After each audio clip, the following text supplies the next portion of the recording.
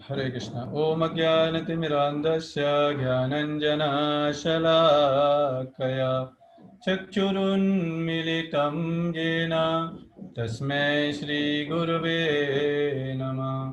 श्रीचैतन्यमनोभीष्टं स्थापितं येन भूतले स्वयंरूपः कदा मह्यं ददाति स्वयं पदान्तिकम्।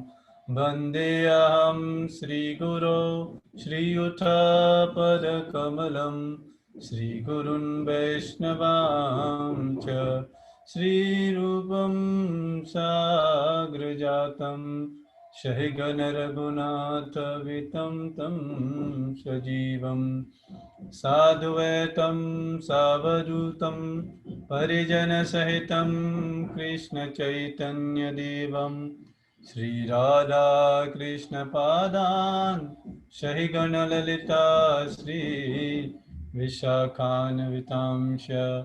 हे कृष्ण करुणा सिंधु दीनबंधु जगत्पते गोपीश गोपिका कांत राधा कांत नमोस्तुते।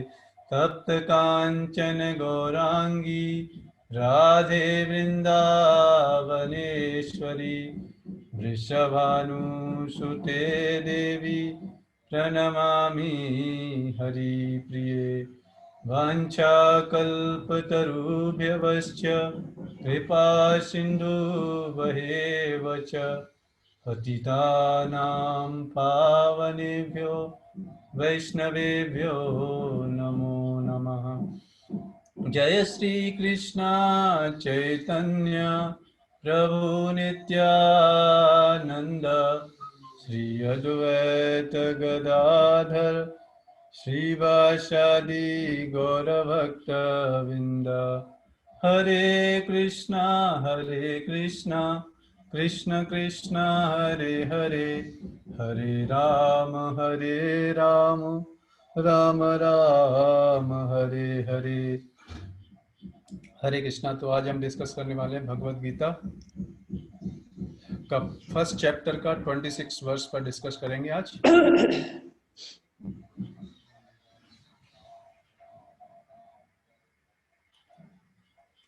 और आज का हमारा टॉपिक है Krishna our real well विशर।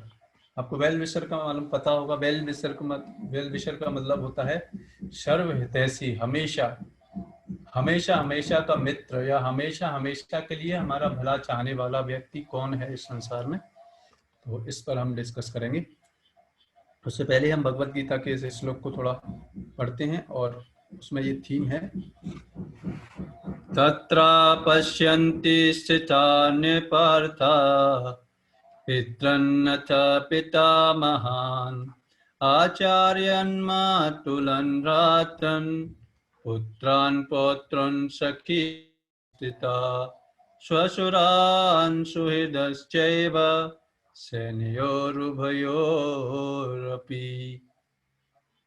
Arjun ने वहां पर दोनों पक्षों की सेनाओं के मध्य में अपने चाचा, ताऊओं, पितामहों, गुरुओं, मामाओं, भाइयों, पुत्रों, पौत्रों, मित्रों, ससुरों और शुभचिंतकों को भी देखा। तो वेल विशर मतलब शुभ चिंतक। तो ये अर्जुन जब जैसे ही भगवान कृष्ण ने रथ को दोनों सेनाओं के बीच में लाके खड़ा कर दिया और बोला ये देखो देखो ये कौरवों को, सेनाओं को देखो, तो उसके बाद फिर अर्जुन क्या करते हैं।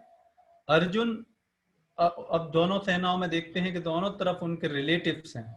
कोई उनका भाई है, कोई उनका चाचा है, कोई उनका गुरु है, कोई उनका मित्र है, कोई उनका ससुर है। कहने वाला बहुत सारे रिलेटिव्स हैं उसके। तो इनमें से कौन शुभ चिंतक है उनका, ये समझना इम्पोर्टेंट है ना। उसी तरीके से हमारे इस संसार में बहुत सारे रिश्ते नाते होते हैं और हमारे मित्र होते हैं, लेकिन ये पहचान पाना कि कौन हमारा शुभ चिंतक है बड़ा कठिन सब्जेक्ट मैटर है ना। तो आइए हम आज पता लगाते हैं। तो प्रभुपाद परपट में लिखते हैं आज के, अर्जुन युद्ध भूमि में अपने सभी संबंधियों को देख सका वह अपने पिता के समकालीन भूरिश्रवा जैसे व्यक्तियों, भीष्म तथा सोमदत्त जैसे पितामहों, द्रोणाचार्य तथा कृपाचार्य जैसे गुरुओं, शल्य तथा शकुनी जैसे मामाओं, दुर्योधन जैसे भाइयों, लक्ष्मण जैसे पुत्रों, अश्वत्थामा जैसे मित्रों एवं कृतवर्मा जैसे शुभ चिंतकों को देख सका। वह उन सेनाओं को भी देख सका जिनमें उनके अनेक मित्र थे। तो यहाँ पर क्या, अर्जुन जैसे ही सेना के बीच में रथ खड़ा होता है, भगवान कृष्ण खड़ा कर देते हैं, अर्जुन देखना प्रारंभ करते हैं कि कौन कौन युद्ध करने आए हुए। ऐसे तो पता था उसको, लेकिन वो डायरेक्टली देखना चाहता था कि कौन कौन युद्ध लड़ने आए हैं। तो देखा कि मेरे गुरु हैं, द्रोणाचार्य हैं, भीष्म पितामह हैं, और दुर्योधन उनका भाई, विपक्ष की टीम में बता रहे हैं, अश्वत्थामा जो उसका मित्र है, उनके गुरु का पुत्र है, और कृतवर्मा उनका मित्र। मतलब ऐसे ऐसे लोग जिनको उनके परिवार के ही संबंधी हैं, उनके रिलेटिव्स हैं, जिनको कि वो अपना शुभ चिंतक समझता है, आज वही उसके सामने युद्ध करने के लिए खड़े हुए हैं। अब आप देखो कि कैसे पता लगाओगे शुभ चिंतक, कैसे पता लगेगा कि कौन शुभ चिंतक होता है, शुभ चिंतक की परिभाषा क्या है? क्योंकि ये सिचुएशन हमारी लाइफ में हमेशा रहता है है ना। कभी कुछ समय जब हम किसी रिलेटिव या अपने कोई कितना भी क्यों ना हो इस संसार में, अगर वो भगवान का भक्त नहीं है तो क्या होगा, जब तक आप उसकी बात मानते रहेंगे, जब तक आप उसके अनुसार चलते रहेंगे, तब तक तो आपका रिलेटिव रहेगा, तब तक तो वो आपकी वाहवाही करेगा, कोई मित्र क्यों ना हो, है ना। लेकिन जैसे ही आप उसकी बात ना माने, जैसे ही उसकी बात कुछ भी थोड़ा करना प्रारंभ करें अलग, या फिर थोड़ा, कहने का मतलब है, तो फिर क्या हो जाता है, वो रिश्ते नाते सारे क्या हो जाते हैं, तब रियलिटी पता चलने लगती है कि कौन है हमारा शुभ चिंतक। ठीक है ना। तो आपने अपनी लाइफ को इतना जी लिया है, 20-25 साल है कि नहीं, तो उसमें आपको बहुत सारे रियलाइजेशन रहे होंगे कि कौन किसका मित्र है, क्या है। तो अगर वास्तव में अगर देखा जाए तो इस संसार में देखो, परमानेंटली तो कोई रहने वाला है नहीं। इसलिए भगवान ने भगवत गीता में कहा, क्या कहा इस संसार के बारे में, दुखालयम अशाश्वतम, this world is full of miseries and temporary. Temporary का मतलब ये है कि संसार में कोई हमेशा नहीं रह सकता। हर वस्तु इस संसार में क्या है, टेम्परेरी है, कुछ समय के लिए एग्जिस्ट करती है और कुछ समय के बाद उसका खात्मा जरूरी है, जिसकी मृत्यु निश्चित है। कहने का मतलब उसका डिस्ट्रक्शन निश्चित है, हमारे शरीर का डिस्ट्रक्शन निश्चित है। तो इस संसार में जितने भी हमारे रिलेटिव्स, रिश्ते नाते जितने भी हैं, हम जिनको देख रहे हैं, हमेशा हमेशा के लिए वो रिश्ते नहीं रहने वाले। वो रिश्ते नाते किस तरीके से हैं, वो इस तरीके से हैं जैसे कि जब आप देखते हैं कि जब किसी नदी में बहुत बाढ़ आ जाती है, तो आप देखते हैं कि क्या होते हैं, उसमें भंवर से बनने लगते हैं। तो उस समय उसमें जो बहुत बड़े बड़े पत्ते पत्ते होते हैं, पेड़ पौधों के पत्ते, तो क्या होते हैं, उस भंवर में कुछ समय के लिए इकट्ठे हो जाते हैं वो पत्ते। और जैसे ही वो पत्ते इकट्ठे होते हैं तो उनको लगता है, तो पत्तों के बीच में काफी घनिष्ठता हो जाती है। और जैसे ही दूसरा बहाव आता है तो फिर क्या होता है, वो पत्ते बिखर जाते हैं, और वो जितने घनिष्ठ थे वो सब अलग अलग हो जाते हैं, अपने अपने डेस्टिनेशन जहां जाना था कर्मों के अनुसार चले जाते हैं। और दूसरा उदाहरण आपको मैं देना चाहूंगा, जैसे मान लो कोई ट्रेन में आप सफर करते हैं, तो क्योंकि ट्रेन में क्यों, ट्रेन का एग्जाम्पल इसलिए दिया था, अगर आप लंबा सफर कर रहे हैं, क्योंकि बस में तो क्या, मान लो 1 घंटे का सफर करना है तो इतना घनिष्ठता नहीं हो पाती। लेकिन ट्रेन में मान लो 24 आवर्स जर्नी करनी है, 2 दिन जर्नी करनी है, तो फिर उसमें क्या होता है, आप एक सीट पे बैठे हुए हैं और कोई मित्र आपका कोई बगल में आया उसके सीट में, और उसका भी जर्नी है कुछ समय की, तो बड़ा घनिष्ठता हो जाती है, और ताऊ जी आओ बैठो, और चाचा जी आओ बैठो, बहन जी आओ बैठो, और जैसे ही बैठते हैं बातें होती हैं और घनिष्ठता हो जाती है और फिर क्या होता है, एक समय क्या आता है, उसका डेस्टिनेशन जब आता है तो वो उतर जाता है, दूसरे व्यक्ति का कोई डेस्टिनेशन आता है तो वो उतर जाता है, और हम जो अकेले थे फिर वो, हम भी एक डेस्टिनेशन हमारा आना होता है, हम भी उतर जाते हैं। उसी तरीके से ये रिश्ते नाते इस संसार में क्या हैं, टेम्परेरी हैं। तो टेम्परेरी हैं तो इसलिए हमको रियलिटी में जीना पड़ेगा। ऐसा नहीं जीना पड़ेगा कि हाँ नहीं हम सब कुछ हमेशा के लिए ये सब रहेगा, नहीं ऐसा नहीं है, ये रियलिटी नहीं है। एक समय है कि सबको अपनी समय के अनुसार यहाँ से जाना पड़ेगा। तो जैसे ही मान लो किसी व्यक्ति हमारे रिलेटिव मित्र का समय आता है तो वो हमें छोड़ के चला जाता है कि नहीं। तो फिर क्या होता है, हमारे जो मित्रता थी या रिश्ते थे तो क्या होता है, सब छोड़ के चले जाते हैं फिर इस तरीके से। तो ये रियलिटी है, इसलिए हमको इस रियलिटी में जीना पड़ेगा। तो फिर अब बताओ, जब कोई व्यक्ति हमारा अपनी अपनी मृत्यु पर उसका कंट्रोल नहीं है तो क्या हमारा शुभ चिंतक बन सकता है कि नहीं?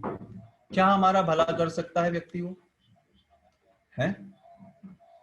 इसलिए बताया जाता है शास्त्रों में, क्या बताया गया है शास्त्रों में, कि भगवान और उनके भक्तों के अलावा इस संसार में हमारा कोई भी शुभ चिंतक नहीं है, क्योंकि वो ही वास्तव में क्या बताते हैं, सही ज्ञान के बारे में बताते हैं और शाश्वत संबंध के बारे में बताते हैं, इसलिए वो हमारे शुभ चिंतक हैं। और आज मैंने आपके लिए भागवतम के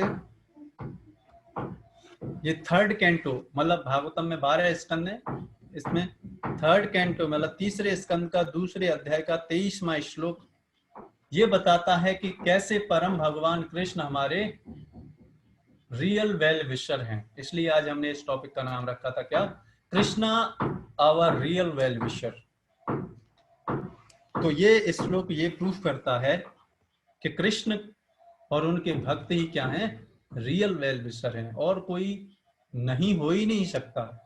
हमें हो सकता है भ्रम हो जाता हो थोड़े समय के लिए। अहो बकीयम स्तनकालकूटम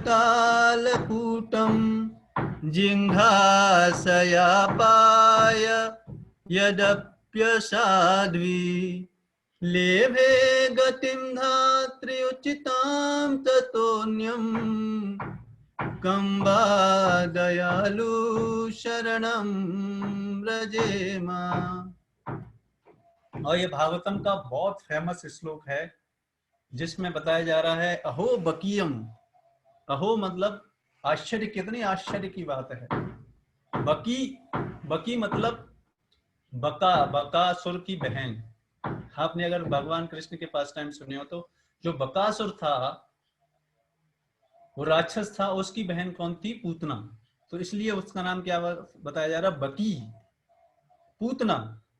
यम स्तन कालकूटम, जो कि भगवान कृष्ण को जब भगवान बहुत छोटे थे, 6 महीने के थे, उस समय ये पूतना क्या करके आई थी, भगवान को मारने के लिए आई थी।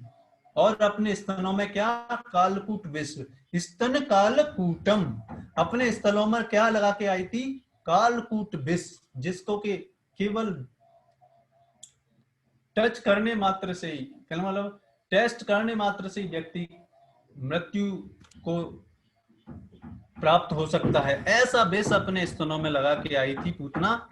जिघ्रासयापाय यद्यसाध्वी, लेकिन ऐसी भी पूतना को भगवान ने क्या पोजीशन दी, लेभे गतिम धात्री उचिताम ततोन्यम। ऐसी ऐसी पूतना जो कि मारने आई थी। अगर हमको कोई मारने आए अभी तो हम क्या करेंगे, हम अपने आप को डिफेंड करेंगे कि नहीं करेंगे, हैं? और बदले में उसको रिवार्ड देंगे क्या, रिवार्ड नहीं देंगे, उसको तुरंत मारने का प्रयास करेंगे। लेकिन भगवान देखो क्या कर रहे हैं, ऐसे भगवान, इसलिए ऐसे भगवान का भजन करना चाहिए। इसलिए बता रहे हैं कि कम बा दयालु शरणम ब्रजीम, ओहो भला मैं उनसे अधिक दयालु किसी और की शरण कैसे ग्रहण करूंगा। मतलब ऐसे भगवान कृष्ण के से ज्यादा दयालु शिवचिंतक कौन हो सकता है इस संसार में, कोई नहीं हो सकता। जिन्होंने उस पूतना असुरनी को माता का पद प्रदान किया, अपनी माता का पद प्रदान किया, ऐसी पूतना राक्षसी को जो कि उनको मारने आई थी, अपने स्तनों में क्या लगा के, कालकूट विष लगा के। तो ऐसी पूतना को उन्होंने क्या, अपनी माता का पद अपने धाम में प्रदान किया, वैकुंठ लोक में। भगवान जिसका भी वध करते हैं उसको मुक्ति मिल जाती है। अब आप सोचिए कि एक ऐसी पूतना राक्षसी जो कि भगवान को मारने आई है, उनको इतनी मुक्ति मिल सकती है, तो जो भगवान का भजन कर रहा है, जो भगवान की सेवा कर रहा है, उसको भगवान कौन सी पोजीशन देंगे? ऐसे भक्तों को भगवान क्या देते हैं? ऐसे भक्तों को भगवान खुद ही बिक जाते हैं। ऐसे भक्तों के हाथों वो बंध जाते हैं। तो यशोदा माता का प्रेम ऐसा है भगवान कृष्ण से। तो ऐसे हैं भगवान कृष्ण। और ये भगवान कृष्ण की ये लीलाएं सुखदेव गोस्वामी को भी आकर्षित कर ली। अब जब भागवतम पढ़ेंगे स्टार्टिंग में, तो सुखदेव गोस्वामी क्या थे? ब्रह्मवादी थे। लेकिन जब उनको ये भागवतम के ये वाला श्लोक उनके पिता व्यासदेव जी ने जब सुनाया उनको, और इतने विरक्त थे सुखदेव गोस्वामी कि अपना घर छोड़ के चले गए थे। जैसे ही उनका जन्म हुआ, अपने घर को छोड़ के चले गए थे। लेकिन ऐसे भी विरक्त पुरुष को जब ये वाला श्लोक सुनाई पड़ा, तो वो भगवान कृष्ण की लीलाओं से आकर्षित हो गए, और फिर वो इस भागवतम का प्रवचन करना प्रारंभ कर दिया। और ये भागवतम की लीलाओं, भगवान कृष्ण की लीलाओं का फिर उन्होंने किसको सुनाया? सुखदेव गोस्वामी को सुनाया। और वो सुखदेव गोस्वामी जब बता रहे थे, तो वहां पर सूत गोस्वामी भी उपस्थित थे। और फिर ये सूत गोस्वामी ने किनको सुनाया? शौनक आदि ऋषियों को। और यही भागवतम अभी हम सुन रहे हैं। और यही श्लोक को सुनकर जब सुखदेव गोस्वामी इतने परम महान भक्त बन गए और भगवान के धाम में पहुंचे, तो हम को भी ऐसे शुभ चिंतक, हमारे ऐसे भगवान, इसलिए तो बताया जाता है भगवान कृष्ण हर जीवात्मा के हृदय में विराजमान है। सर्वस्य चाहम हृदय शन्य विष्ठो मत्तः स्मृतिर ज्ञानम अपोहनम च। भगवान बोलते हैं कि मैं सबके हृदय में विराजमान हूं, मुझसे ये स्मृति और ज्ञान आता है। तो ऐसे भगवान जो कि क्या है? शुभ चिंतक हैं। और जिनके पास जो भी ये जो पूतना जो आई थी मारने के लिए, उनको जो ऐसा पद प्रदान किया, तो बताइए, सोचिए कि अगर हम ऐसे भगवान कृष्ण का भजन करेंगे, उनकी भक्ति करेंगे, उनकी सेवा करेंगे, तो कैसा पद प्राप्त होगा? उसका तो कुछ वर्णन किया ही नहीं जा सकता। इसीलिए तो आप देखो, इसलिए भगवान बोलते हैं कि ये जो गोपियां हैं भगवान जो ब्रज की जो गोपियां हैं, ब्रज के जो भक्त हैं, आप देखो भगवान जो ब्रज के वासियों के वहां पर चोरी करने जाते थे, उनको जो ब्रजवासी उनको जो गालियां देते थे, उनको जो अवहेलना देते थे, उनको वो वैदिक मंत्रों से भी ज्यादा अच्छे लगते थे भगवान कृष्ण को। तो वो क्यों लगते थे? क्योंकि उनका प्रेम था उनके प्रति उतना।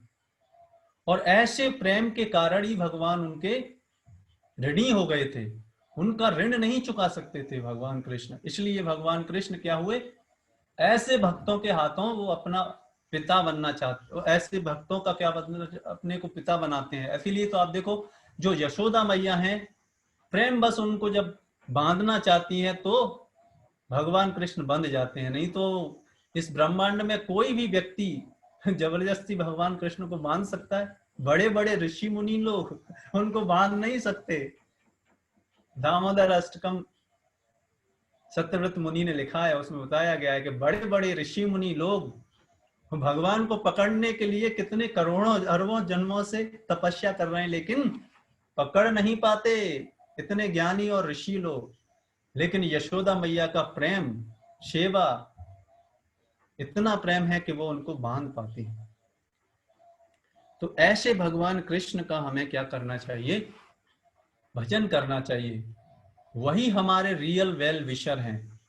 और उनके जो भक्त हैं, क्यों उनके भक्त वेल विशर हैं? क्योंकि उनके भक्त भी क्या चाहेंगे? उनके भक्त भी यही चाहेंगे कि वो जितनी भी जीवात्मा है इस संसार में, वो भगवान की भक्त बने, इसलिए उनके हृदय में कोई भी भौतिक कलमश नहीं होता। तो ऐसे भक्तों का जब हम शरणागत हो जाते हैं, ऐसे भक्तों का अगर हम शरणागत होना सीख लें, तो फिर भगवान कृष्ण हमसे बहुत दूर नहीं है। लेकिन ये जो शरणागति है, दैन्य आत्मनिवेदन, गोतृप्ते वरण, ये हम आगे आने वाले समय में डिस्कस करेंगे, मतलब शरणागति के क्या लक्षण हैं।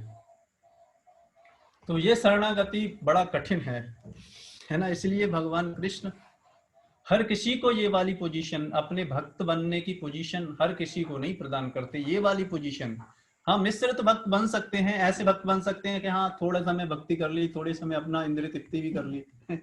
ऐसे तो देवी देवता भी हैं, है ना, कि कुछ समय के लिए भक्ति करते हैं, कुछ समय फिर अपनी इंद्रिय तृप्ति के लिए, फिर उनको भगवान का धाम नहीं मिलता। फिर उनको फिर स्वर्ग में क्या मिल जाता है ना, इंद्रलोक मिल जाएगा, ब्रह्मा जी बन जाएंगे। लेकिन इस भौतिक संसार के जन्म मृत्यु के चक्र से नहीं निकल पाएंगे। हाँ थोड़ा समय बढ़ जाएगा, है ना। समय बढ़ने से क्या होता है, आप देखो इतने बड़े बड़े पेड़ इतने वर्षों से खड़े हुए हैं, लेकिन उनके खड़े होने का क्या फायदा है। लंबी आयु होने का कोई फायदा नहीं है अगर हम भगवान की भक्ति ना कर पाए, है ना। अगर कोई व्यक्ति भगवान की भक्ति करे और उसका समय कम भी हो तो भी वो कोई उसमें घाटा नहीं है। लेकिन अगर हमारा समय बढ़ भी जाए, कितनी भी आयु बढ़ जाए, लेकिन हम भगवान का भजन नहीं करेंगे, तो फिर उस पेड़ की तरह हैं जो बड़े बड़े वर्षों 5,000 लाखों सालों से खड़े हुए हैं, और फिर क्या हो रहा है, उनकी चेतना में कोई फर्क नहीं पड़ रहा। तो उसी की तरह फिर हम हैं। तो ऐसे भक्त हमको क्या बनना चाहिए, ऐसे भक्त जो कि भगवान से पहले प्रेम डेवलप कर लिए हैं, और वो उनका कार्य केवल भगवान के चिंतन में, भगवान के कार्यों में ही हमेशा लगा रहता है, और उनका जीवन केवल भगवान की सेवा में लगा हुआ है। ऐसे भक्त अगर हमें जीवन में मिल जाएं तो उनकी सेवा करना चाहिए, उनके शरणागत होना चाहिए। फिर ये भगवान क्या होंगे, हमको भी वही प्रेम हमको प्रदान कर सकते हैं। हम अपने बस से नहीं किसी से प्रेम किया जाता, है नहीं, अपने और जबरदस्ती किसी से प्रेम नहीं करवाया जाता, है नहीं। इसलिए भगवान हमारे हृदय में वो फिर प्रेम, वो वाला प्रेम प्रदान करेंगे जब जब वो देखेंगे कि ये मेरी ओर आना चाहता है तब। तो इसलिए आज के श्लोक से हमने ये समझा कि केवल और केवल इस संसार में अगर हमें भ्रमित नहीं रहना, तो ये समझना है कि केवल भगवान कृष्ण और उनके भक्त ही क्या हैं, रियल शुभ चिंतक हैं, रियल वेल विशर हैं। ऐसे व्यक्तियों को से ही हमको शरणागत होकर अपना मार्गदर्शन लेना चाहिए। नहीं तो हम कहीं ना कहीं भूलेके में रह जाएंगे, और ये समय जो बहुत तेजी से निकल रहा है ना, हम अपने जीवन के लक्ष्य को भी नहीं समझ पाएंगे। इसी के साथ हम आज के सेशन को यहाँ पर विराम करते हैं।